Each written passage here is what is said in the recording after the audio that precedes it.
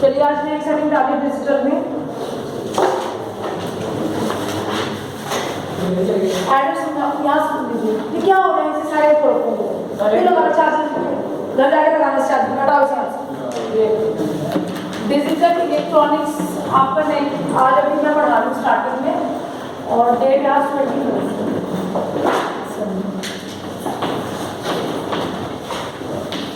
ठीक है, इसमें जो है डिजिटल में मैं भी आपको दो गेट्स रह गए इसमें, एक तो रह गया एक्सॉर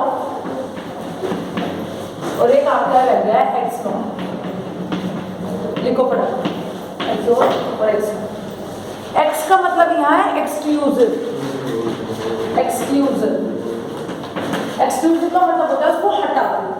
ठीक है, एक्सक्लूसिव और एक्सक्लूसिव नोड, जैसे अभी आपने और पढ़ा गेट फिर नोड पढ़ा, ठीक है, वैसा नहीं है, उसके जैसा है लेकिन यूज वही होगा, उसको यूज करके बनेगा लेकिन इसका वर्किंग दूसरी होगी। ठीक है, देखिए बस लिख लो आप लोग।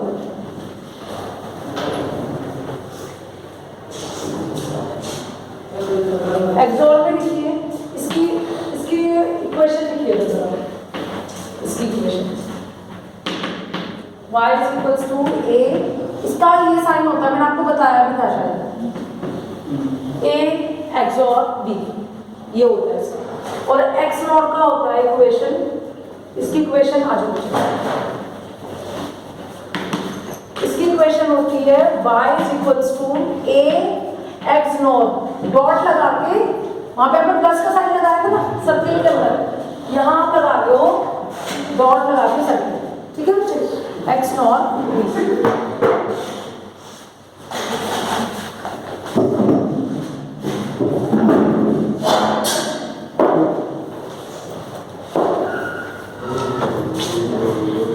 इसकी सिंपल बनाओ, बातें मत करो, मुझे बातें नहीं चाहिए, मैं क्लास से बात कर दूंगी।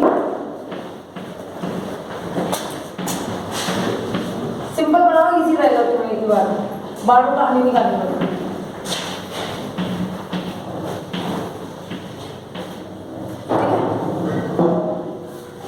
अब इसकी ट्रूथ टेबल बना लो, ए बी दैट इज 1, ऐसे एक ए बी वाई, यहाँ मार्क करो inputs, these are the outputs।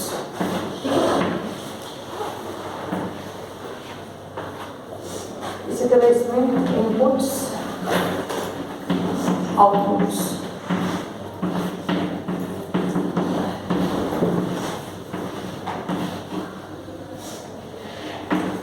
इसी इक्वेशन को सिंप्लीफाई, इसे आगे इक्वेशन यहीं पे लिखेगा और इक्वेशन को सिंप्लीफाई फॉर्म में अगर हम लिखें वो ज़्यादा इजी रहेगी आपके लिए। देखिए जो सिंप्लीफाई फॉर्म में कैसे लिखेंगे, इसके लिए आएगा a bar b plus a b बार। ठीक है, इसका मतलब ये है। ठीक है, अब ऐसे तो आपको समझ आएगा नहीं। ठीक है, ये तो आपने जनरल इक्वेशन लिख दी। अब अगर तो यहाँ पे आप वैल्यू डालते हो 2 0, 2 इनपुट्स है ना, तो 4 कॉम्बिनेशन बनेंगे, 2 की power 2 that is equal to 4। इधर उधर मत देखो, यहाँ समझना, 2 0 2 1 1 0 1 1 1 0 1। समझ आ रही मेरी बात। इसी तरह यहाँ पे चलेंगे हम, 2 इनपुट से कॉम्बिनेशन कितने आएंगे 4, 2 0 2 1 1 0 1 1 1 0 1 1। इसकी जो इक्वेशन आएगी वो क्या आएगी सिंप्लीफाई फॉर्म में। इसका मतलब है a बार b प्लस, ये मतलब इसका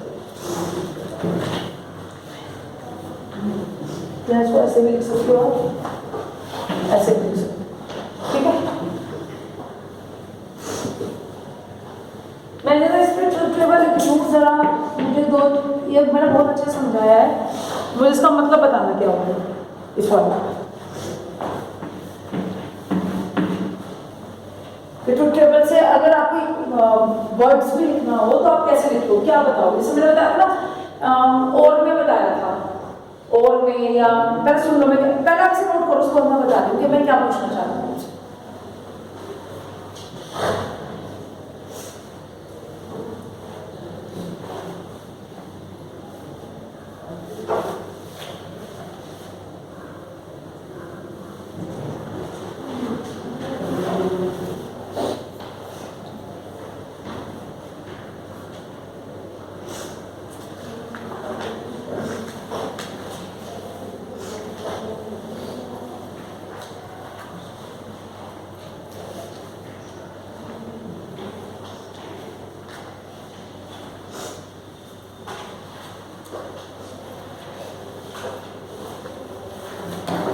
इसमें 3 इनपुट्स भी हो सकते हैं, मैं भी आपको छोटी सी चीज बताऊंगी, इसके नीचे एक एक लाइन छोड़ देना या यहीं पे आप कुछ जो मैं बोलती हूँ वो आप यही समझ लेना, और आपको हमेशा ऐसे ही समझना है डिसीजन को, ठीक है, इजी हो जाएगा। आप सब लोग नोट कर लिया, ठीक है, थोड़ा जल्दी हाँ ना करो, क्योंकि जितनी जल्दी आप सब वाइंड अप करोगे मुझे इलेक्ट्रिकल और डीसी में पढ़ाना, ठीक है।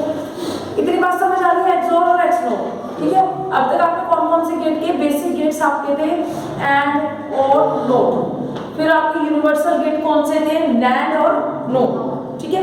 मैंने इसको यूज करके आपको एंड और भी सिखाया है कि अगर आपको ये बोला जाए कि हमें एंड गेट बनाना है नैंड और नोट को यूज करके, तो मैंने आपको सिखाया है, मैंने नॉट गेट भी आपको सिखाया है, ठीक है। उसके बाद इसी में एक आगे चीज आती है, उसके बाद हमारे मैंने के मैप समझाया आपको सिंप्लीफिकेशन के लिए, जिसमें मैंने आपको सोप समझाया, मैंने आपको पोस्ट समझाया। सोप है सम ऑफ प्रोडक्ट और पोस्ट है प्रोडक्ट ऑफ सम, ठीक है। सोप में हम क्या कहते हैं कि वहां पे जो कॉम्प्लीमेंटेड वैल्यू है वो क्या है 0 और अनकॉम्प्लीमेंटेड वैल्यू है 1, उसके लिए जो हम टर्म्स यूज करते हैं वो होते हैं मीन टर्म्स, ठीक है। और प्रोडक्ट ऑफ सम के अंदर हमारा क्या होता है, प्रोडक्ट ऑफ सम में हम कहते हैं पाई का निशान लगाते हैं, और उस टर्म्स में हम क्या कहते हैं उल्टा हो जाता है सोप का। सोप में कॉम्प्लीमेंट, सोप में क्या होता है, कॉम्प्लीमेंटेड वैल्यू क्या है 0 और कॉम्प्लीमेंटेड वैल्यू अनकॉम्प्लीमेंटेड वैल्यू हो गई 1, ये तो हो गया सोप के लिए। अब अगर ये कार्य मैं पोस्ट के लिए कहूँ, रचित खड़े हो गए ना, इसको सामने गेट को बंद कर दो, बिल्कुल सामने से बंद, बस हाँ दूसरे रूम के, हाँ बस इस गेट को बंद कर दो। अब अगर पोस्ट के लिए मैं कहूँ तो पोस्ट में क्या आ जाता था, उल्टा हो जाता, ठीक है। ये क्या आता है यहाँ पे कॉम्प्लीमेंटेड वैल्यू आ गई थी 1 और अनकॉम्प्लीमेंटेड वैल्यू आ गई 0। हमने क्या करा था, जब हमने के मैप बनाया था, उस कंडीशन में हमने क्या किया था, इसके लिए जो टर्म यूज कर रहे थे वो थी मीन टर्म और ये वाली टर्म थी मैक्स टर्म।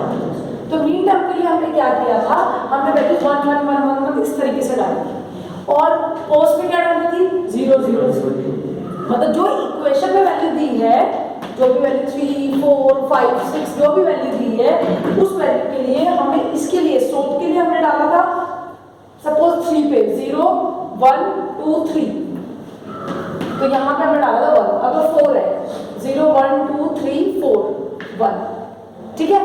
जो नहीं था उसको छोड़ दो, ठीक है। डोंट केयर दोनों के लिए क्रॉस किया है, ठीक है, अगर उसने दिया है तो। इसके लिए हमने पेयर्स कैसे बनाए थे, पोस्ट के लिए 0 डाला था, इक्वेशन में जो वैल्यू दी है 3 4 5 पोस्ट के लिए, वहां पे हमने 1 की जगह 0 0 डाला था और पेयरिंग बनाई थी। फिर मैंने आपको ये बताया था कि इसके अंदर आपके 3 तरह के पेयर्स बन सकते हैं, ऑक्टेट 8 का पेयर कैसे बन सकता है, वो सिमेट्री होनी चाहिए, ठीक है। अगर आपने कह रहे कि 16 है और 4 वेरिएबल्स है तो 16 खाने बनेंगे, तो फोल्ड करके शुरू की और लास्ट की ये हो सकता है, या ऊपर की नीचे की आ सकती है सिमेट्री, या फिर क्या हो सकता है सेकंड और थर्ड की, फर्स्ट और सेकंड की सिमेट्री आ सकती है 0, मतलब पहला खाना तो ये हो गया, दूसरा ये हो गया, तीसरा ये हो गया, चौथा ये हो गया, या तो इसकी और इसकी सिमेट्री होगी, सॉरी, या फिर इसकी और इसकी सिमेट्री होगी, ठीक है, और या फिर इसकी और इसकी सिमेट्री होगी, मतलब इसकी और इसकी, ठीक है, मतलब इसकी और इसकी सिमेट्री होगी। मतलब आप फोल्ड करके देख लें एग्जैक्टली वो आना चाहिए। इसी तरह जब आप इसको फोल्ड करोगे तो ये इससे मिल जाएगा, तो फर्स्ट सेकंड और थर्ड की सिमेट्री हो सकती है, या तो फर्स्ट और फोर्थ की हो सकती है, क्योंकि स्क्वायर में होता है, हम ड्रॉइंग स्क्वायर्स करते हैं तो स्क्वायर चारों तरफ से बराबर होता है, ठीक है। सेकंड थर्ड की सिमेट्री आ सकती है, या थर्ड सेकंड की सिमेट्री आ सकती है, तो आपको इसी तरह इसकी और इसकी सिमेट्री आ सकती है, इसकी और इसकी सिमेट्री आ सकती है, ये समझाया था मैंने आपको। उसके बाद मैंने आपको ये बताया था ऑक्टेंट जो है, पहले आप देखोगे ऑक्टेंट है क्या, ठीक है। ऑक्टेंट पे अगर 8 का पेयर बन रहे हैं 1 1 कैसे बनेंगे वो मैंने आपको ये थी, कहीं से भी 8 उठा लो, वो मैं बहुत अच्छा समझा चुकी हूँ, बहुत सारे न्यूमेरिकल समझा चुकी हूँ। फिर क्वाड 4 का, फिर स्क्वायर, ठीक है 2, और हर बार आपको क्या देखना है कि जो पेयर बन रहा है, जो वेरिएबल चेंज नहीं हो रहा है, उसको आप इक्वेशन को सिंपलीफाई फॉर्म में लिख दोगे, जो भी वैल्यू आएगी उसका डायग्राम, ठीक है। ये सब कुछ मैं आपको समझा चुकी हूँ। अब मेरी कहानी आती है ये वाली, अब इसमें आज हम नेक्स्ट चैप्टर कर रहे हैं, that is arithmetic operations, arithmetic operations.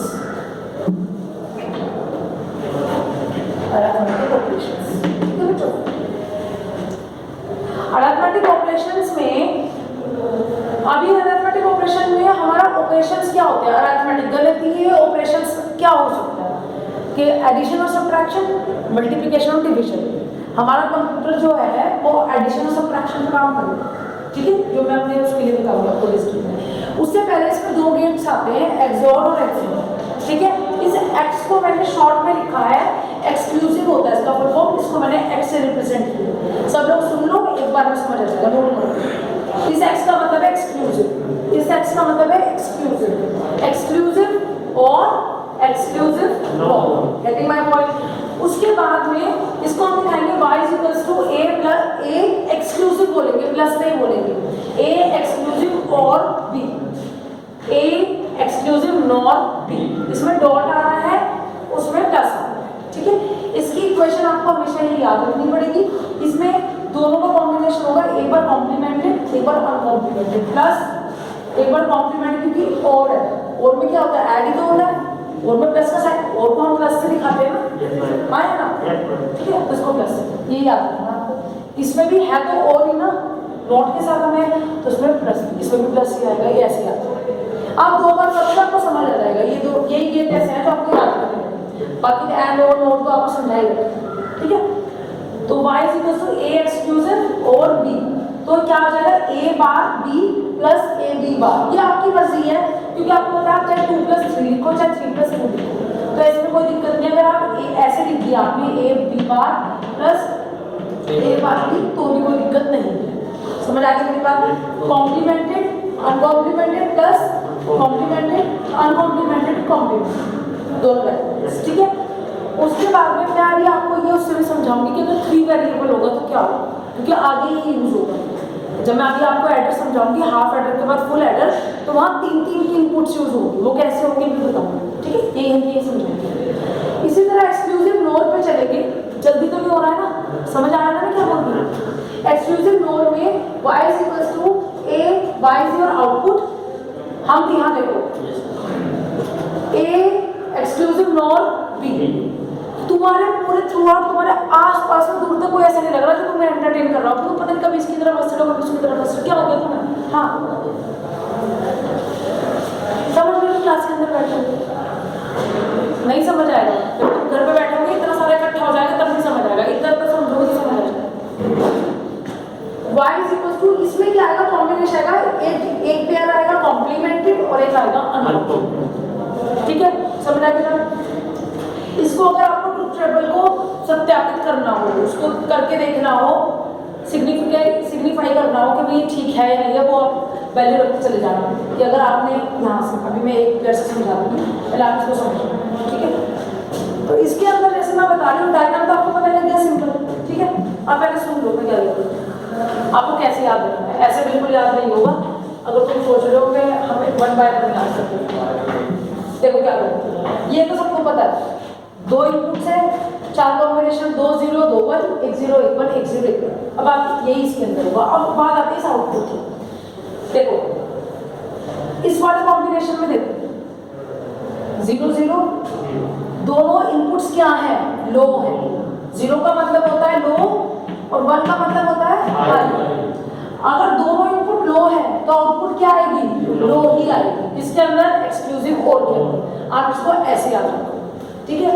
अगर दोनों इनपुट हाई हैं तो भी आउटपुट क्या आ रही है, लो ही आ रही है। यानी अगर दोनों इनपुट सेम होंगे, if both the inputs are same, it means, आप इसको बढ़ा के भी लिख सकते हो, it means if both the inputs on the gate are low और high, then the output will be the low. तब आउटपुट क्या होगी, आपकी लो ही होगी। अगर आपकी इनपुट्स क्या होंगी, सेम होंगी, तो आउटपुट क्या होगी, हमेशा लो होगी। तो आप इसको ऐसे बना के लिख सकते हो, तरीका है ये, अगर पेपर बहुत बड़ा आ जाए, ठीक है। बोथ इनपुट्स आर सेम, ठीक है, देन आउटपुट लो। समझ आ गई मेरी बात? If both the inputs are different, then इसको यहाँ लिखो, if both the inputs, यहाँ पे 0 है, यहाँ पे 1 है, यहाँ पे 1 है 0,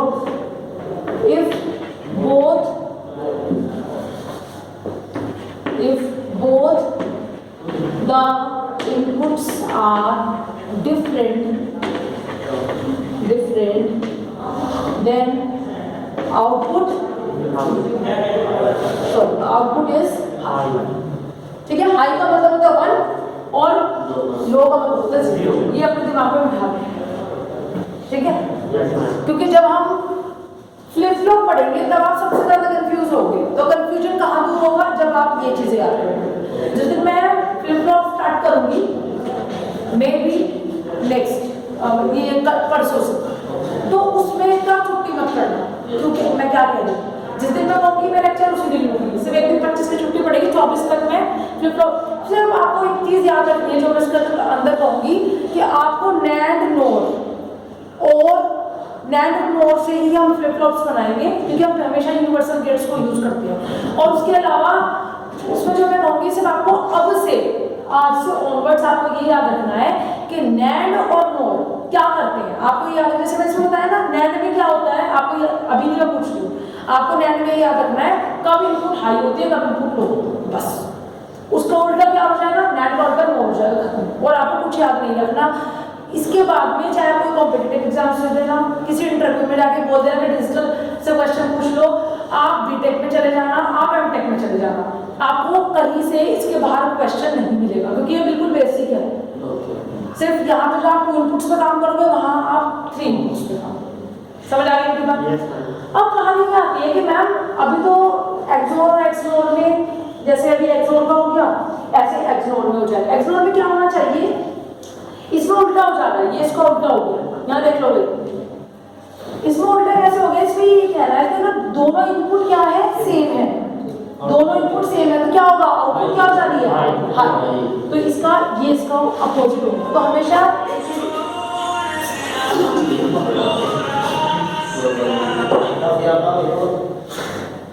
योगेश तुमको थोड़ा छुट्टी करो, बोलते हो क्लास में तो अच्छा है कि भी आ गई।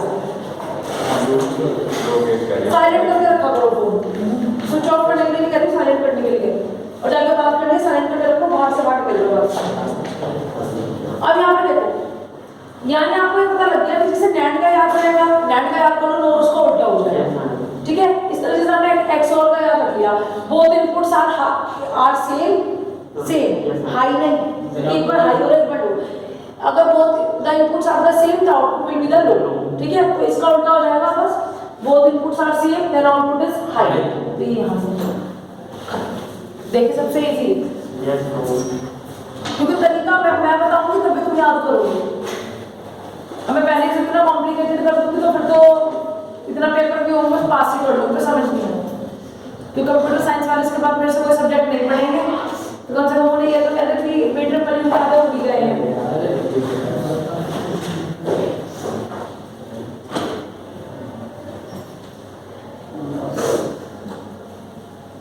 अब मैं इसमें कुछ है ना, आप एक कर लो, इसको सेलेक्ट कर दूं मैं इसमें थोड़ा सा चेंज करके आपको कुछ पूछ रही हूँ, आप उसका जरा मुझे रिप्लाई करें। अगर एक्सोर की जो है, एक्सोर की बात करते हैं बच्चों, यहाँ समझ लो एक बार। अब तो समझ आ गया ना आपको, एक बार मेरी बात सुन लो, फिर जब मैं नेक्स्ट टॉपिक पढ़ाऊंगी तो मैं 2 मिनट का टाइम दूंगी, उसके बाद आपको एक्सोर में एक बात समझ आ गई कि एक्सोर में अगर इनपुट सेम होगी तो आउटपुट लो होगी। पहले मैं एक्सोर की बात करती हूँ। तो ये कॉन्सेप्ट चाहे 2 इनपुट्स हो, चाहे 3 इनपुट्स हो, चाहे 4 इनपुट्स हो, सबके लिए सेम होगा, ठीक है। तो यहाँ पे ये जो आपका एक्सक्लूसिव और गेट है, मैं इसमें यहाँ पे 3 इनपुट से ABC, ठीक है। तो दीपक 3 इनपुट होंगे तो कितने कॉम्बिनेशंस करेंगे, स्टेट कितनी होती है, 2, 0 या 1, लो या हाई। कितनी इनपुट्स हैं, 3, क्या हो जाएगा, 2 की पावर 3 कितना हो जाएगा, 8, 2 2 जा 2 बार हो गए ना, 2 2 जा 4, 4 2 जा 8। समझ आ रही है बात? यानी कितने कॉम्बिनेशन बनेंगे, 8 कॉम्बिनेशन कैसे बनेंगे, 4 0 4 1, 2 0 2 1, 1 0 1 1। मैं बस अब इसके बाद में ना बहुत बेसिक समझा रही हूँ, उसके बाद मैं नहीं चलूंगी बात। 4 0 4 1, 2 0 2 1, ठीक है।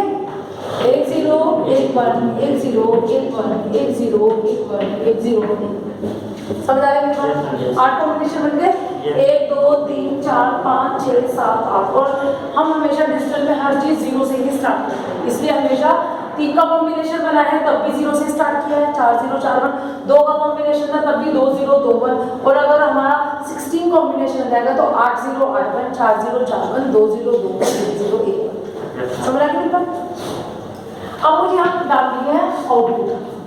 तो अब अगर मैं आपको ये कॉन्सेप्ट ना बताऊं, अगर अपने आप से भी समझ लोगे, ऐसी कोई बहुत बड़ी बात नहीं है, मैंने बताया कोई समझ आएगा। अगर मैं ये ना बताती और एक्स वाई जेड किसी 20 में से 5 बच्चों को दिमाग नहीं चला तो वो तो क्या करेगा, हर बार एक बार इसमें इनपुट डालेगा। वही मैडम ने तो ये बताया था, A bar B plus A B bar. तो आप हर बार क्या करोगे, मैं आपको बता देती हूँ आप क्या करोगे। आप एक बार तो करके देखना आप इसको, तो आपको कंफर्म हो जाएगा कि ऐसे ही होगा। ठीक है, अगर ए की वैल्यू क्या है 0 है तो ए बार की वैल्यू क्या रहेगी 1, बी की वैल्यू क्या है 0। इस तरह डालोगे। अब मैं 2 के लिए बता दूँ, 3 के लिए नहीं। ठीक है, फिर ए की वैल्यू अगर 0 है तो 0 ही आएगी। बी की वैल्यू क्या आ रही है 0, तो बी बार की वैल्यू क्या आएगी 1। ठीक है, 1 डॉट 0 क्या होता है 0, 0 डॉट 1 क्या होता है, तो क्या आ रही है 0। समझ आ रही है मेरी बात? समझ आ रही है मेरी बात? क्लियर है या नहीं? तो अब ये वैल्यू आप 2 में तो कर सकते हो, शुक्ला यहाँ करके। अब जब 3 में करोगे तो 3 में तो ये नंबर ऑफ टर्म्स भी तो बढ़ जाएंगी, नंबर ऑफ टर्म्स भी तो बढ़ जाएंगी ना। तो उसको सॉल्व करने के लिए हम इसके लिए इतनी बड़ी टर्म्स नहीं लिखेंगे। हम क्या करेंगे, जो मैंने आपको बेसिक चीज बताई, if both inputs are same, ठीक है, तो इसमें चलते हैं। अगर बोथ द इनपुट सेम है तो पहले सेम वाले निकाल के सेम, ठीक है, उसके बाद सबसे लास्ट वाला फिर सेम। तो इन 2 के लिए तो क्या आएगा 0। सबसे सिंपल है। मुझे 4 इनपुट्स का लिए भी आ जाए, चाहे 16 कॉम्बिनेशन पूछ ले, क्योंकि कॉम्पिटिटिव एग्जाम्स में आपसे यही पूछेगा। कॉम्पिटिटिव एग्जाम्स में क्वेश्चन कैसे पूछ सकता है कि अब जैसे तुम्हें तो तुम्हारे सिलेबस में सिर्फ 3 पूछ सकता है। अब जब आप उसमें जाओगे कॉम्पिटिटिव एग्जाम्स में, कॉम्पिटिटिव एग्जाम्स में उस बच्चे को तो लेगा नहीं जो पास हुआ है खाली, वो क्या देखेंगे, इसको एक्स्ट्रा स्किल्स होंगे। तो जिसको कॉन्सेप्ट पता है कि भाई मैडम ने बताया था या हमने ये पढ़ा था कि अगर दोनों इनपुट सेम होंगे तो आपकी आउटपुट हमेशा लो आएगी, तो वो पूछे कि ऐसा कौन सा पेयर होगा, कौन से कॉम्बिनेशन के लिए आपकी आउटपुट लो रहेगी, या कौन सा कॉम्बिनेशंस के लिए आउटपुट लो हाई नहीं होगी। ठीक है, तो आप क्या कर सकते हो, तो आपके दिमाग में हमेशा ये रहेगा कि टेबल बनाई, मुझे कितना मिनट लगे, मुश्किल से 10 सेकंड भी नहीं लगे। ठीक है, तो आपको पता लग गया कि इसके लिए तो सेम है, तो सेम के लिए क्या रहेगी लो रहेगी, और बाकी सारी तीनों क्या है 1 1 1 1 1। अच्छा समझा नहीं? अब चाहे कितने की मर्जी कितने भी कॉम्बिनेशन आ जाए। अब अगर मैं यही बात एक्सनोर के लिए कहूँ, कॉम्बिनेशन तो यही रहेंगे ना, उसमें उल्टा हो जाएगा। उसमें क्या हुआ था, सेम के लिए 1, बाकी के लिए 0। उसके बाद वो ये भी कह सकता है कि इन गेट्स की किसी के लिए सर्किट बनाओ, क्योंकि कोई ऐसा उसने सर्किट दे दिया कि इस सर्किट के लिए मुझे ये बताओ कि किस एक ऐसे सर्किट बनाओ जिसमें अगर इनपुट लो हो, इनपुट सेम हो, या तो बिल्कुल ऑफ हो या बिल्कुल ऑन हो, तो सर्किट बताएगी क्या हाई होगा क्या क्या होगा। उसके लिए सर्किट बनाओगे तो कोई सोचने वाला दिमाग लगाता रहेगा, उसे पता है कि सर्किट एक्सोर और एक्सोर नहीं है। जैसे वो कहेगी मैंने तो दोनों इनपुट्स को हाई रखा है, एक बार दोनों इनपुट्स को लो रखा है, और बाकी अगर डिफरेंट है तो आपकी आउटपुट क्या आ रही है, हाई आ रही है। तो आप क्या बनाओगे, एक्सोर का गेट उठा के बना दोगे, ठीक है, और अदरवाइज क्या बना दोगे, उल्टा सर्किट बनाओगे। समझ आ गया? इतना टिपिकल आएगा नहीं, आई एम नॉट सेइंग कि वो आएगा, मैं आपका दिमाग सेट कर दूं, क्योंकि कुछ मैं पढ़ा रही हूँ, कुछ तुम घर जाकर पढ़ोगे, कुछ तुम पेपर्स के टाइम पे पढ़ोगे, तो तुम्हारा दिमाग थोड़ा चलेगा। ठीक है, बच्चों का दिमाग थोड़ा चलाना जरूरी होता है, आपको समझ तो खुद आ जाएगा, लेकिन थोड़ा सा आपको दिमाग चलाना जरूरी होता है। उसको क्या पता, तुम्हें क्या पता कि क्या क्वेश्चन आए, तो मैं बताऊंगी तभी समझ आएगा ना। फिर ऐसे एमटेक वाले टीचर से पढ़ के फायदा क्या हुआ, ऐसे पॉलिटेक्निक वाले टीचर भी पढ़ा देता, पहले थोड़ा ना कह रही, ऐसे पढ़ के तो कोई भी पढ़ा देगा तुम्हारे में से, पढ़ के तो पढ़ा ही सकता है ना। पास होना तो कोई फायदा नहीं है पास होने का। मैं कह रही खाली पास होने का क्या फायदा, नंबर लाके 80%।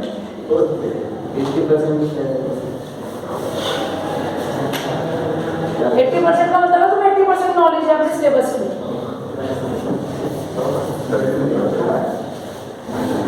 चलो अब यहाँ सुनो, अभी एडर को समझा दूँ। एडर आज समझा रही हूँ, सबट्रैक्टर को समझा दूँ।